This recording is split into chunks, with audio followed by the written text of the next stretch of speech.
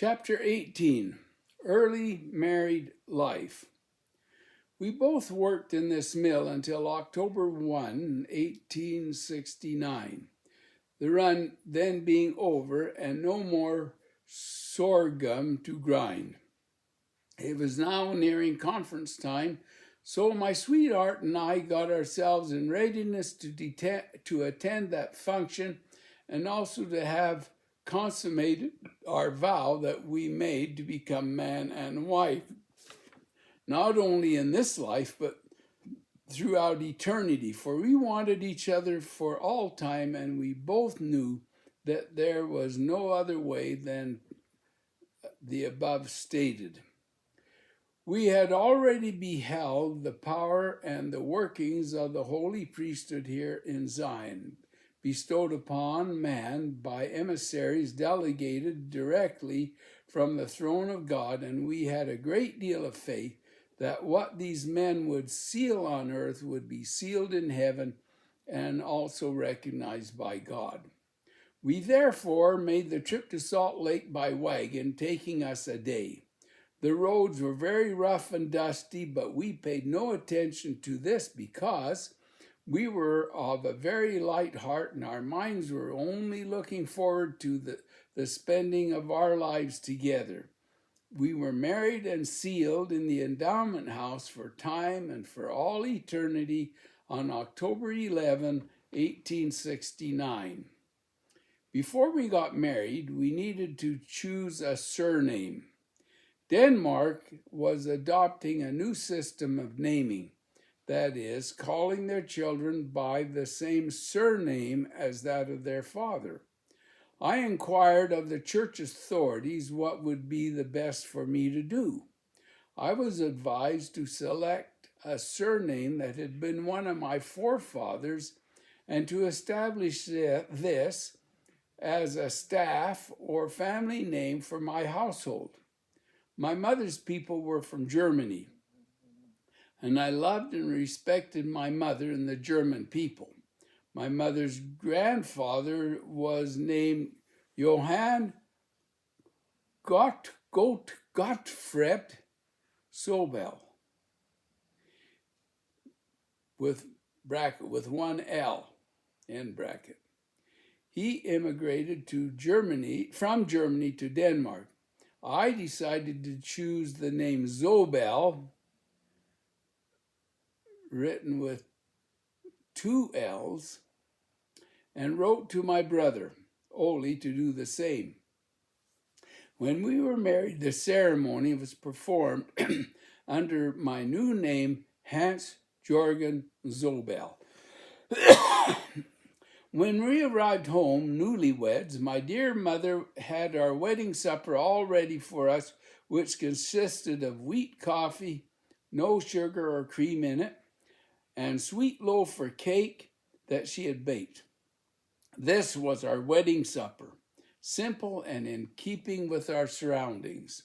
We were both very happy and did indeed have more than our Savior, in whose name we had gathered here in Zion, for he did not even have a place to lay his head. We had both food and shelter and plenty of it. When we were married and everything was all over, we began taking inventory of our earthly belongings and examined ourselves to see just what we had to start housekeeping with. We looked at each other and brought forth our bare hands and resolved that with these we would begin to make our love nest together, just as the birds of the air do with their beaks. But I said, wait just a minute, wife, and ran my hand into my pocket and withdrew $60 in real money, all I had left from my life savings, and it was probably more money than most men had in their pockets on the streets of Salt Lake City that day. So with this fortune, we began our crusade of buying things mostly needed in a household. Prices of the merchandise were high.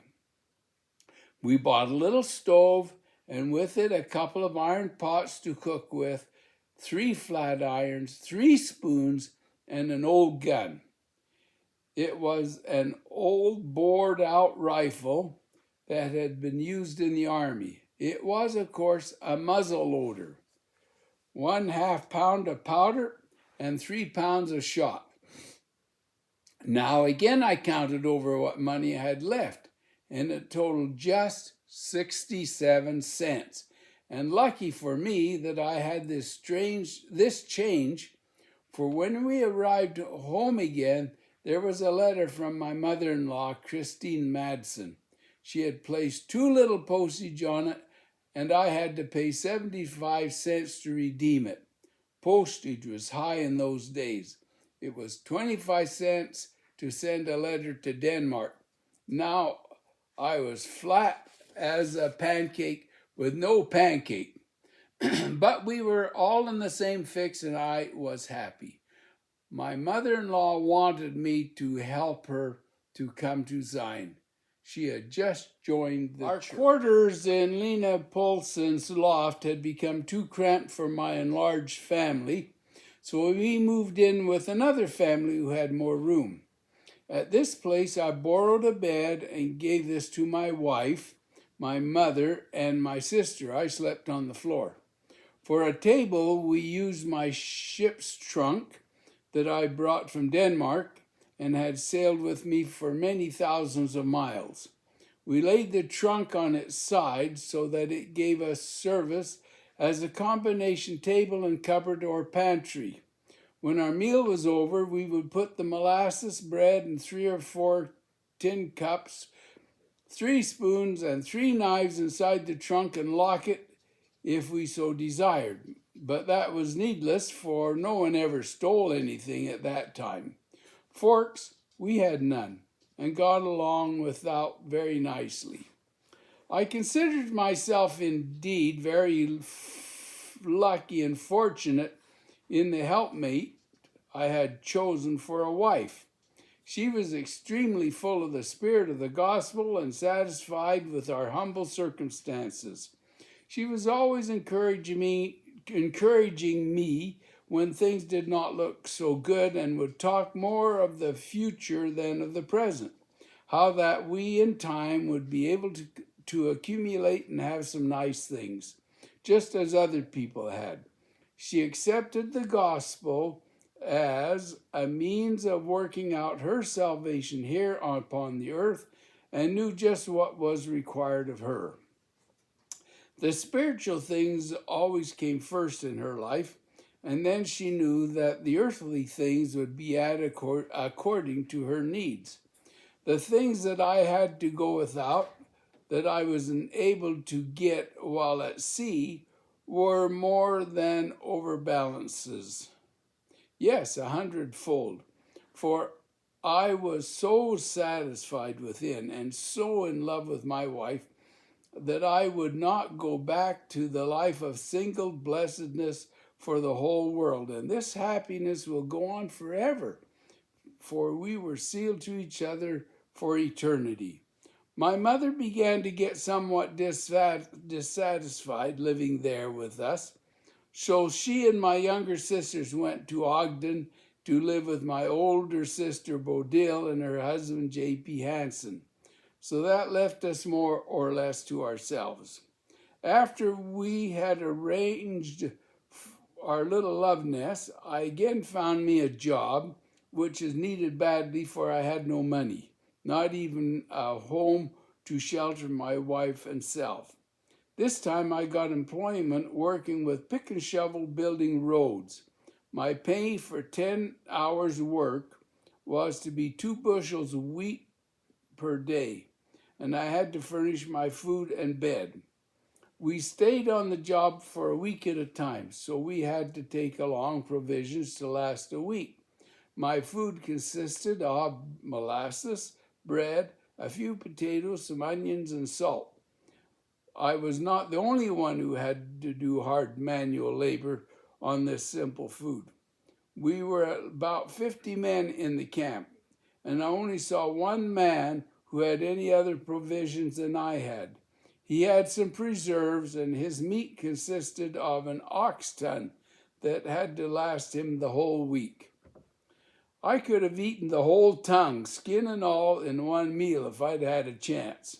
One day at lunch, this man cut a piece about an inch thick from the tongue and gave it to me. Oh, how good it was. I do not know whether he had noticed the wistfulness in my eyes or just took compassion upon me.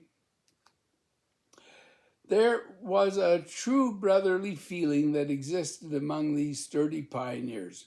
We were all equal. No one was better than the other. We were all here for the same purpose, in answer to the call that had come from us from heaven, and we were determined to make ourselves useful citizens to help build up our newly adopted country and make it blossom as a rose. I was dressed a little better than any of them on account, I suppose, that I had not been here long enough to wear out my European clothes as that I had along with me. My work clothes were much better than many of them wore on Sunday. But as I said before, outside appearances made absolutely no difference in the inner man. The week end finally came, and we were all hauled back to the city and there to receive our spiritual food and advice on how to live our religion in our Sabbath services. My food bag was entirely empty, but my heart was full of love, and my whole soul longed and craved for the time when I could put my arms around my beloved wife and give her a hug. My love and thoughts were all for her, which of course was her right. When I arrived in town this first Saturday night, I rushed right home, and when I stepped inside the door of our humble domicile, I received the shock of my life. I hardly knew the place. Everything had been rearranged and new furniture was in place. The trunk with the letters MM that I'd cut in it with my knife aboard ship had been converted into a kind of bureau. My wife had found herself 4 pieces of wood the same length. These she used for legs on which the trunk sat. They were about 2 feet high. She had taken one of her white underskirts and placed it around the trunk, and on top of it was a pretty little towel, and for decoration she had my alcohol stove and three tin spoons. And nearby was our table cupboard, my trunk, and by its side were 2 brand new chairs. The man that we lived with was a carpenter, had made them and given them to my wife. He had made them of a board and had put 3 legs on them just as a milk stool. These stools or chairs had by my wife been upholstered.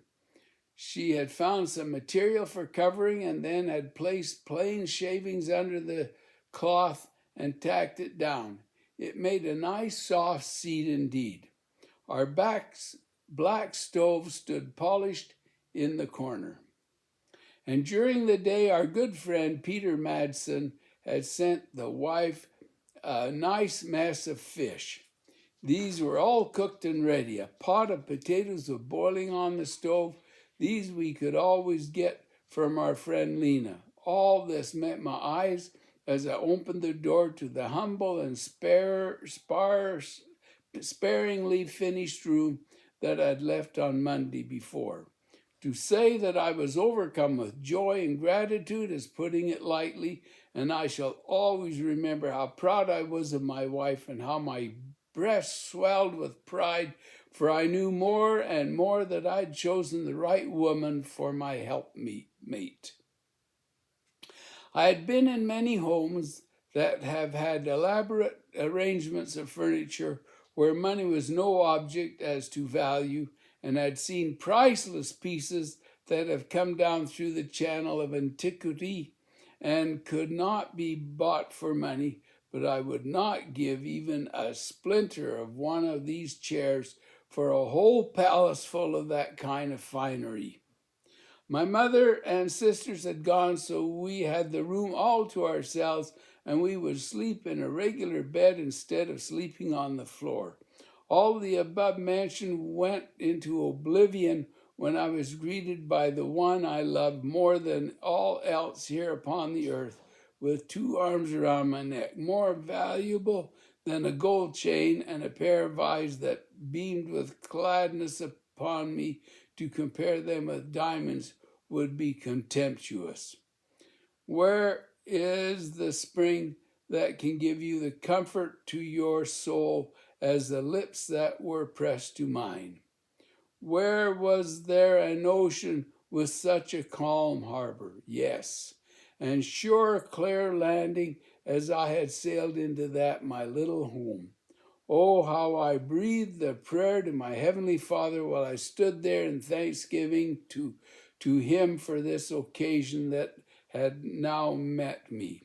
I had a tendency to strengthen my faith very greatly in that I was sailing the right course in life, and I vowed that I would always keep my hand to the rudder of the good ship and sail straight ahead. When this little ceremony was over, I found my Turkish red fez, the one I'd worn aboard the ship, and put it on and came and asked her if she remembered the night in the railroad car in England that she had called me and the girl King Hans and Queen Anna. But now I called her attention to it that instead it had become King Hans and Queen Marie. She remembered it well and told me it was put on as far as her part was concerned, for she had loved me right from the beginning, and every time a girl would get a little too familiar with me, she resented it. But, of course, she had no claim on me, nor me on her, so there was nothing to do or say. But now she was happy to be my queen. We then sat down and ate and talked both of the present and the future. It was our first meal alone together and was enjoyed very greatly. We were poor in worldly goods, but we felt rich, for indeed we had been promised that we should be a king and a queen unto God and His kingdom if we would keep His commandments and had faith and hope that He would not forget us. We had to place ourselves in God's hands. We had placed ourselves in God's hands that He would direct our future in the path that we were to follow. I'm afraid that if we were to have our faith tested by what our natural eyes beheld, we would not have been able to have kept the faith, for the country was indeed a desolation, and the people were more or less, may I say, in the raw. That is, they were frontiers men and women, rough and ready to meet any emergency that may present itself, either in fighting Indians, warring against grasshoppers or crickets, and the laborious battle we had to bring an infertile and sun-baked land into fertility. Yes, indeed, to make the desert blossom as a rose. We all had an abiding faith to bring it about. So we worked and planned both day and night to dig canals and ditches in order that we may lead the life-giving water of the Provo River out to the parched, thirsty land. And when we did this, the land would yield forth abundance and gave us of her bounties, which ensured us an ample supply of food and demonstrated to us that God would always fulfill His promise if we would but do our part. We did the planting and God gave the growth. We got the cream of the country, as it has been said, but it was on the bottom of the pan, and we had to dive for it. I stayed around home for a few days, helping fix things up around home. One morning, I made up my mind to go hunting. I had as yet had no chance to use my new gun, so off I tramped with my old gun on my shoulder and had not gone far. Utah Lake is not very far from where we live, when a wild duck, a mallard, flew over me, flying very high and fast. I blasted away and down it came. I then went on toward the lake, and soon a flock of wild geese came flying over, and again I was lucky, for I got one of these, and then a second flock of geese came, and I got one of these as well. Now I had all that I could carry, so turned my step homeward. I had to be very careful with my ammunition, for it was very scarce, and I had but little money to buy more, so I had to make every shot count if possible. When I arrived home with this lovely load, my wife was nearly dumbfounded, and that with joy. It was really more than we had expected and much more than we needed, so I sold one of the geese for $2. It was surely a great day for us. We now had meat for several days and 2 big round silver dollars in my pocket. Then my wife would be able to make some pillows out of the feathers, and we could also begin to gather up feathers for a feather bed. It was always thus, gather a little here and a little there. I now had some money wherewith I could buy some more ammunition, and by this means I had learned how I could supply our home with at least wildfowl meat. Meat of any kind was indeed a luxury, but few in our community had it, and that only about once a week. So we were always hungry for meat. I again got a week's work building roads in the canyon, and for this I received 6 bushels of wheat and 6 bushels of potatoes. And on this trip, my grub basket was much better provided, but it began to be quite cold in the mountains, and of course our bodies required extra fuel in order for us to withstand the rigors of the elements, in addition to performing the manual labors that we had to do. My homecoming was just as pleasant and agreeable after the week's work in the canyon this time as it was before. My wife again was at the door to greet me with a lot of pleasantries. She had been at the neighbor's house during the week and had sewed a dress for the lady of the house and received a hen as pay. This was our first animal that we had in Zion, and I was sure pleased that I had a wife that could do most anything. It was a great help to me and bound us together more than ever. I did not want to be outdone in the chicken department, so I worked a day for a man, and he gave us a hen for my labors, our second animal, and a partner for our other hen, so she would not be alone. We were now becoming established as regular citizens and owners of regular property, and we were proud of it too. I went on another hunt with the old gun, but did not have any luck at all this time, and did not even shoot a thing. There was but very little animal meat to be had at this time in our locality, mostly on account of the grasshopper scourge that sorely afflicted all vegetation, and nearly all the livestock had died for want of food during the year. The grasshoppers had nearly devoured everything that grew. There were hundreds of carcasses scattered around the outlying countryside of the Provo territory. It had become a byword by our neighbors, and they would remark, "See, there lays Provo's treasure." It was a very sad sight to see all the skeletons laying there, and then knowing what a hardship it was on the people to lose all their animals, which they depended on for both food, milk, and butter, and then it would take years for them to build up their flocks again.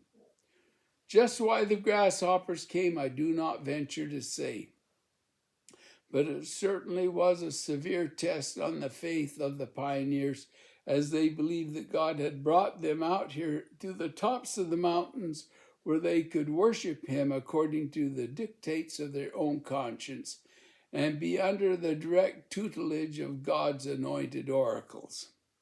I say that these were trying times, and many would question the men who were in authority whether they really knew what they were doing or not. For when man is robbed of all his earthly goods, he begins to get really hungry and can see nothing in sight but famine and starvation. As we were here and 1,000 miles away from everything, one is liable to waver.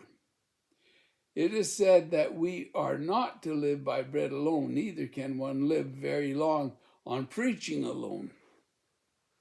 It seemed that the devil had determined to destroy God's work, and if he could not destroy the people who had worked the land, he would then do his utmost to bring all kinds of trials upon God's chosen people. But then again, God has said that he wants a tried people, and we were surely being tried. My individual worry was now to get out and earn some money. My mother-in-law had joined the church over in Denmark, and as she was with all saints, as soon as she became a member, she wanted to come out of Babylon to Zion. We had received letters telling us her great desire, and of course, my wife also wanted her mother with her, for she was alone in this country except for me. We decided to send for her at once, but this would take real money, not molasses or wheat. For a ticket from Copenhagen to Salt Lake City, and there was absolutely no money to be had here in Provo. So the only thing that I could do was to leave home and go where I could earn enough money to pay the fare of my wife's mother. And the only place I could go to do this was on the railroad, for they were the only ones that paid real cash for one's labor. The Union Pacific was then under construction between Omaha and San Francisco, and also President Brigham Young was building from Ogden to Salt Lake. When it was all settled that I was to go on the railroad job, I first had to make arrangements and provide a way for my wife to live while I was absent. So I went to the butcher to see if I could get some meat. And all that I received was a promise of a cow's head in about a week's time. And that would be without the tongue and would cost me $1. I traded 1 gallon of molasses, which was equal to the $1. That was the way we did business and traded with each other. The day arrived when I was to get my cow's head, so I borrowed a wheelbarrow and tramped off to the slaughterhouse, and I just got there in time, for another man had gotten there ahead of me and was about to get my head. But of course, I had been promised, and the butcher gave it to me. I loaded the head on my wheelbarrow, and it did look fierce. It had long horns, and its eyes were still wide open. I must have helped out considerable to the scene, for I had put on my Turkish outfit. Many of the people got quite a laugh out of it as I came wheeling along the street. I even had to laugh at it myself and began cutting up some, which made the whole thing look worse than ever. My wife was standing in the doorway awaiting my return. When she saw me, she became frightened at this hideous sight, and I had to stop and assure her that everything was all right. She was not so very easily frightened, but when she saw the big opened eyes and the long horns, and of course me acting up, she did not know just what to make of it. We soon got to work on the head, cleaning and fixing it ready to salt down and brine. We borrowed a big crock, and down it went, the head. And then we commented to each other that it would be a very fine Christmas dinner for us. It was all settled that I was to go and spend the winter on this railroad job. I gathered together some provisions and I got myself in readiness, which was not a hard job, for there was little to get ready. I was pretty well clothed with things that I still had that I brought with me from Denmark. They surely came in handy, as it was very hard to get clothing here. I purchased myself a pair of heavy leather boots, those with long handles that came up above one's knees. They had a very heavy sole on them so that they could withstand the hard usage, for I was to work on the section. After I had arranged things at home, I took my leave. It was a hard parting, for I was to leave my young wife alone, but she always urged me on, especially when it was for a good cause, and would always take the worst of it rather than try to look out for her own comfort and consideration. The first leg of my trip was in a wagon from Provo to Salt Lake, which was made in a day, and from thence to Ogden, where I arrived in good time with my little bundle ready to go to work. Here I got a job working on a section for the Union Pacific Railroad. The work was quite tedious, as it was the same thing over and over every day. Tamping ties, raising joints, shining rails.